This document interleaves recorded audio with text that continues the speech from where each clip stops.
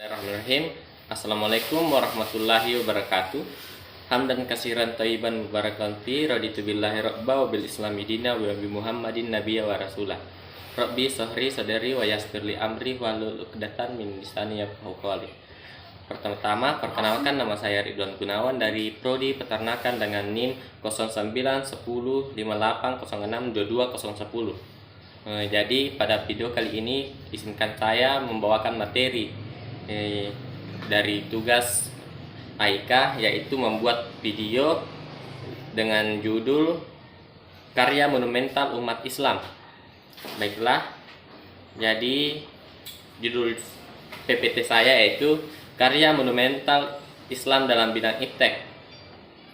Karya monumental Islam dalam bidang iptek. Dalam materi ini kita akan membahas mengenai peran cendekiawan Muslim dalam perkembangan ilmu pengetahuan, teknologi, dan sains, di mana karyanya atau hasil pemikirannya dapat bermanfaat hingga saat ini dikarenakan kerap menjadi rujukan oleh para ilmuwan dari masa ke masa untuk dapat mengembangkannya serta mengaplikasikannya dalam menciptakan teknologi baru sesuai perubahan zaman.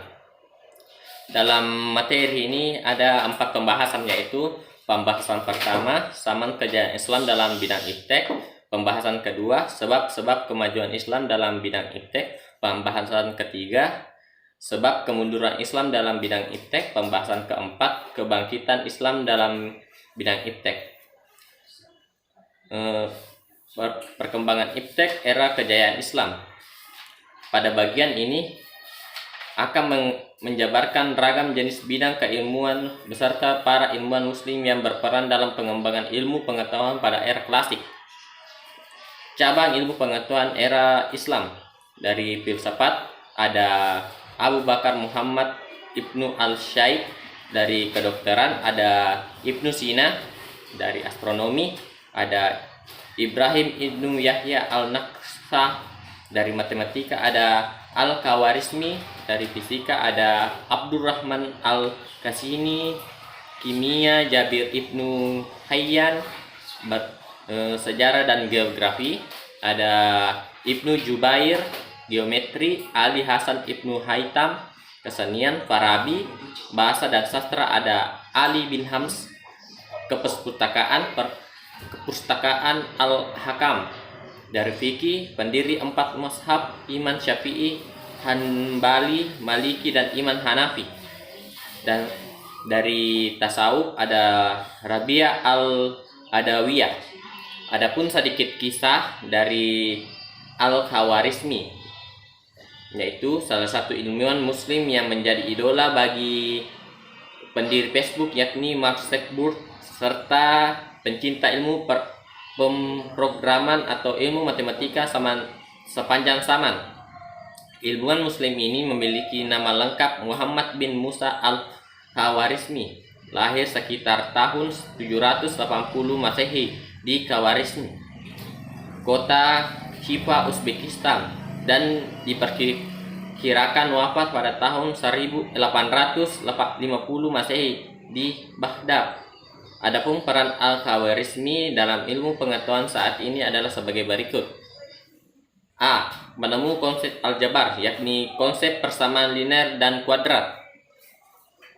B. Memulirkan kembali penggunaan angka 0, notasi desimal, dan pengkalian 2. C. Memperkenalkan tanda negatif pada bilangan. D. Pembuatan tabel astronomi yang digunakan sebagai pengukur jarak dan kedalaman bumi. E. Pembuatan model peta yang berpedoman pada surat Arab dan yang kemudian digunakan oleh bangsa barat sebagai dasar menggambarkan peta dunia. F. Penemuan konsep penunjuk waktu menggunakan bayangan matahari yang dicantumkan pada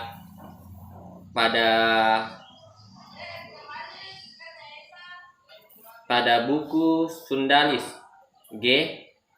Penemuan konsep algoritma serat aturan dalam perhitungan matematika.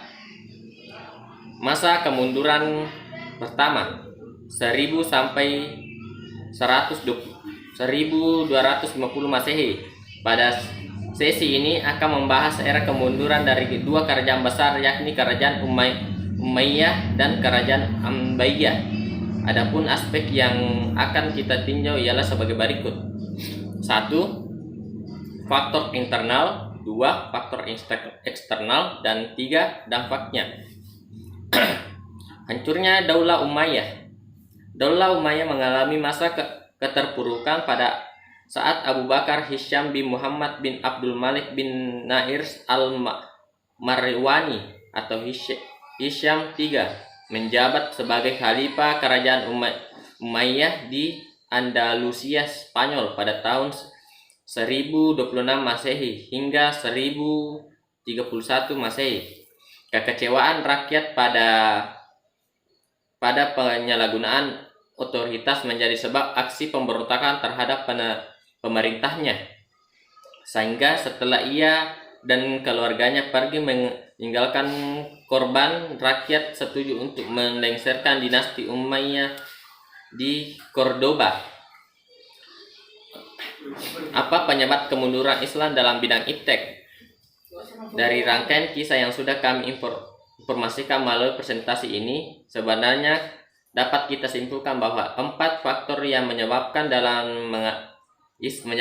Islam mengalami kemunduran dalam bidang iptek. Adapun 4 faktor yang kami maksud antara lain kepemimpinan, siapa bagaimana kemampuannya memimpin dan menyatukan dan mensejahterakan bangsanya. Perekonomian, diperlukan effort yang besar untuk mengembangkan ilmu pengetahuan pada saat kondisi perekonomian suatu wilayah sedang tidak baik. 3. Politik dan keamanan negara. Waktu yang dapat digunakan untuk mengembangkan ilmu pengetahuan berkurang dikarenakan konflik politik dan perebutan kekuasaan yang berpengaruh pada kesejahteraan rakyat dan keamanan negara atau dinasti. 4. Atau yang terakhir, semangat persatuan dari seluruh elemen dinasti atau negara, melalui dari pemimpin dan jajarannya hingga seluruh rakyat di dalam suatu dinasti. Mungkin itulah yang sempat saya paparkan dari materi saya. Lebih dan kurangnya mohon dimaafkan. Billahi fisabilil haq, fastabiqul khairat. Wassalamualaikum warahmatullahi wabarakatuh.